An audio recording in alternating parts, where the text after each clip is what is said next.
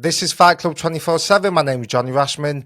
Today, I'm joined by a two-time world champion, a bloke who's very respected in the game, Mr. Steve Cunningham. Steve.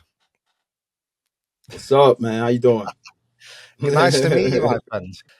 The big fight that you're very well known for, 2013, a certain UK fighter, bit of a big guy, Mr. Tyson Fury. But you've seen the clip. You've probably seen it on my social a few times. I've posted this clip where Tyson is on the Joe Rogan podcast. Yep. And at this stage, Tyson doesn't believe he's going to fight Usyk like down the line. This is why he's saying this, because he wouldn't have said this. So at this point, him fighting Usyk's cruiserweight, he's heavyweight, it's just not going to happen. But he describes your fight, and he says it was like a conger eel all full of oil in front of me. I couldn't pin him down. He was light on his feet. He was weighing 208 pounds or something. He was a cruiserweight, right? He was a three-time cruiserweight champion of the world, and he stepped up into heavyweights. He was a slick, talented boxer, and I tried to walk him down, use me size and power, but he was just outboxing me. What I'm good at, boxing, moving, slipping and sliding, I couldn't do against Steve Cunningham because he was quicker than me. He was like he was a better boxer all round than me. I couldn't do nothing with him, and he'd knock me over even though he was a light puncher. And you knocked him down with a right hand from hell. To be fair to Tyson, the one thing about that bloke is he's got a good chin. he can get up, man. Do you know what I mean? Big time. That was legit. Like that shot puts you to sleep. You know what I mean? And he somehow got up and he regained his senses. But just talk me a bit before the fight. How did it end up becoming a fight? Because it was a bit random at the time because it just happened. I remember thinking, that's just a bit of a random fight. What were the conversations leading up to it? So I'm the one who sparked the whole fight. You know, I had just lost to Tomas Adamic. That was our second fight, which I really won. But you know, the judges, they did whatever they did in that fight. That was some complete pure bullshit. Yeah. So they were saying, I was hearing in the grapevine, you know, because Vladimir was champ at the time, and America wanted a heavyweight that they wanted to push a heavyweight that they felt could beat the big guy, you know, Vladimir. So I'm like, you know, and they kept saying Steve Cunningham's too small. He's not a big puncher. He wasn't knocking guys out at cruiserweight and da. And I'm like, bro, I've been fighting upper elite cruiserweight since 2004. Exactly. Who's knocking out elite fighters? Right. That's what people back don't to know. back. You know what I mean? When you fight the best, when you fight, anyone can knock bums out. Well, not bums, but whatever at lower level. You can build your record. But when you're fighting the top competition, you're not going to knock him out because they're the reason why they're one of the best in the world. And you fought the top. Unless you're, you know, Mike Tyson as, you know what I mean? And listen, hey, that's a special type of guy that comes around every third generation or something, you know? So the word is Cunningham's not big enough. He's you know, he's just still a cruiserweight because I was fighting these guys at 207, 206, you know, but I felt great. And I'm just like, you know what? I see this guy on Twitter, this UK guy, 6'9", just talking smack. So I sent him a message. It was like, because he's like, I'm looking for a fight. So I'm like, won't you fight me, big guy? You know, da. And we started talking shit on Twitter and have your people contact my people. And then boom, about 3 weeks later, it's a fight. You know, and I'm like, all right, I beat this big guy. It's going to show the world. It's going to show these people in America. You know, Cunningham is going to be heavyweight champion, and that's how the fight got sparked off. Who was training you? Was it brother Nazim at the time? Was he? Yeah, brother Nazim was training me. He's passed away, hasn't he? Sadly, not with us anymore. Yeah, he passed away in 2020. He passed away. So just tell me the build up to the fight. Like, you must have thought, right? Tyson's a big heavyweight. What were the tactics going into it? How did Nazim prepare a game plan to fight a monster like that? Were there certain things it told you to do, or like what was the game plan going into? Yeah. So the game plan initially, immediately, the first day we signed the contract, we were in the gym. I'm always in the gym. But now we're in the gym working the game plan. So Nazim, he jumps up, he stands up on the end of the ring, and he's holding the medicine ball. And he's about 6'9", and we worked that overhand right. He said it the first day, you're going to sit this guy down on his back pockets with this punch. Yeah. And boom, boom. We just drilled that punch, about 3 rounds after the workout. And moving. That was the game plan. Now, I kind of deviated a bit from that part of the game plan because I boxed the snot out of Tomas Adami. I moved, I was elusive, getting shots, not getting hit. And for some reason, these judges were able to give the fight to this fucking guy. Yeah. So I felt in the back of my mind, I'm listening to the game plan, but in the back of my mind, I'm like, I gotta fight this motherfucker. I gotta show that I can fight a little bit too. And that's why I sat in there with Fury a bit more than I should have. But the game plan was to get him in, touch. Do you think it tired you out? No, well, yeah, and then he tired me out. Yeah, all the lean. Now, I'm used to getting like second and third wins in 12-round fights. I've fought 12 rounds 20 times before that. And now with him leaning on me, I'm thinking, I know like I'm gonna get a second win at some point, but I didn't get out that round.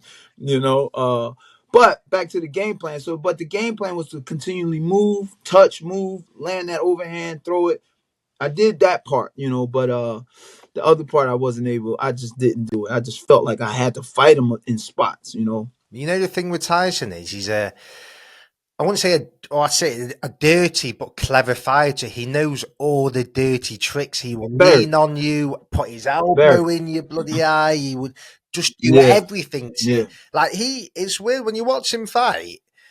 Like he will grab you. He will literally grab you to like hold on to you. Like he won't just fall into you. He will he'll just grab you from a distance and like lean on you, and that must suck your energy out. And I bet that's what really depleted your energy. And I think him doing that throughout the fight, I think that's what won in the fight, to be honest, because you were boxing his head off for times.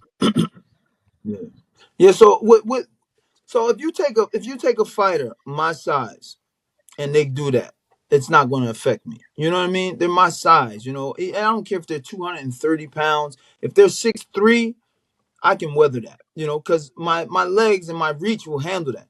But with Mike Tyson, with Tyson Fury, him being 6'9", and a lot of people don't know Tyson Fury's in epic shape.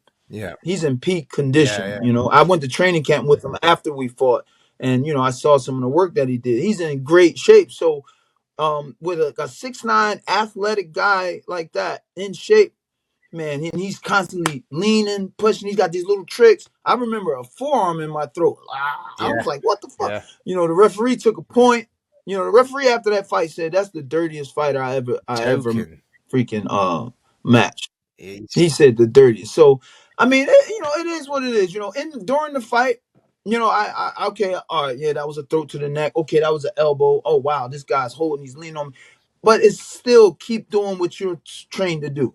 Keep doing what I trained to do. I had tons of people be like, "Why didn't you do dirty stuff back to him?" And I'm like, as soon as I do something dirty, guarantee I'm getting disqualified or points are getting taken. You know what I mean? Like, so, and that's not in my mind. What our game plan is working. I landed the game plan shot on him. He went down. When I move, he can't really get me. I'm outboxing him.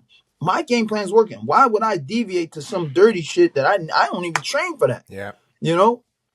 So I just boxed. I did what I had to do. I did what I did, and he did what he had to do, and he got the win. I know. I'm pretty sure at certain times he was restricting your breathing with his glove, like he was putting his glove in your mouth, and he did it a couple times. Man. I'm sure before tons of things, man. Yeah, like before you got stopped, I'm pretty sure like he actually put his hand on your mouth and just literally bulldozed you to covered you. Yeah, forearm. Yeah, like crazy. But yeah, man, yeah.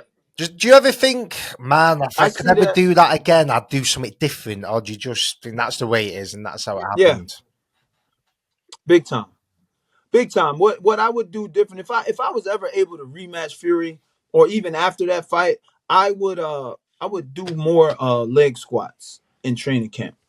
Because just build my to where I would bench press. I would be able to squat what he weighs. 5, 6 times. 10 times. Because that will help me be able to withstand the leaning. Because he's going to have to do that in order to beat me. The thing about him being 6'9", it's an advantage, but yet to a smart fighter, it's a disadvantage. To me, his height is his disadvantage to me because he's got to reach for me. Boom, boom, boom. And I'm quicker. So and I'm strong. People don't understand. I am strong. Now I'm not. I wouldn't say powerful, but I have pop too, and we saw that. So Yeah. But I would completely do that. I mean, my cardio I'm always in great cardio shape. It's just in training, the big guys we had in camp, nobody knew Fury, in America, we didn't know that's what he did, at that time. 2013, the leaning, Yeah. Nobody picked up on that. So we didn't have our sparring. We weren't wrestling the big guys. I was boxing them, so. So takes me on to my next point. May 18th. Yeah. You've seen my views on this on my socials, and I think you Yes. agree with me, but I do want to talk about it. Tyson Fury, Alexander Usyk, unified world heavyweight titles. You fought Fury. There's no one better who can talk about the fight. But as you just said, most people's thoughts are Tyson's the bigger man. A good big man will be a good small man. But my thing is that Usyk isn't just a good small man. He is like something out of a fucking different stratosphere. This bloke Right. is just an unbelievable fighter. And I don't think size is going to be enough to beat him. That's what it's not, I'm a fan of Tyson. I want Tyson to win the fight. I'm from the UK. Do you know what I mean? I'm a Tyson Fury fan, but I just can't see. Yeah. I just think Usyk will get it right. I just think the way he pivots, the angles, the way he makes people think, like the best thing about Usyk is he makes you fight his fight. He knows how to manipulate you around the ring. Yeah. He will let you. But then I also think the size, how is he going to deal with the size? Like, tell me, how is he going to deal with Fury's size when he's leaning on you like he did with yourself? What's he going to do to negate that? So that's why I have the prediction I have. I have a unique prediction. I think Usyk wins this fight by decision and or disqualification, of Fury getting disqualified because Usyk, their team, they're a very powerful team. Aegis is a very powerful manager in boxing in the European. We're in boxing, period. And they're not going to have. Everybody sees what Fury does. Everybody sees it. We all know he did it to Wilder. He does this to guys that are a bit smaller than him. And he's going to have to do it to Usyk because Usyk is my size and height. Usyk is about 220, I believe, in weight. But Fury's going to have to lean on him to slow Usyk down. And Fury's not the crisper Fury that I fought. Yeah. He's older now. Yeah. He's a bit older. Yeah. Right. And man, listen, he ain't gonna be chasing this young man around like that. So and not to say Usyk's going to be running. Usyk is very elusive and he's a southpaw, very tricky and crafty. So I don't see Fury winning that fight without slowing him down. I don't see that. So in order for him to slow him down, he's gonna have to lean on him. And Usyk's team they're gonna be on them officials to call it. So Fury may lose. We may see Fury lose points, and that may change the fight or disqualification. Man, that's what I believe. So we'll see. I could be wrong, but that's what I got. Like, I can't. A lot of people are saying, Tyson's an exceptional heavyweight, and he is. He's a great heavyweight fighter, but Tyson Fury beats a lot of his opponents because he's always got the physical advantages. If he's not bigger, he's stronger. If he's not stronger, he's bigger. Usyk is beating people on pure skill. He's beating these heavyweights just on not physical attributes, just pure boxing ability. Skill. It's like crazy. And people talk about the Joshua fight.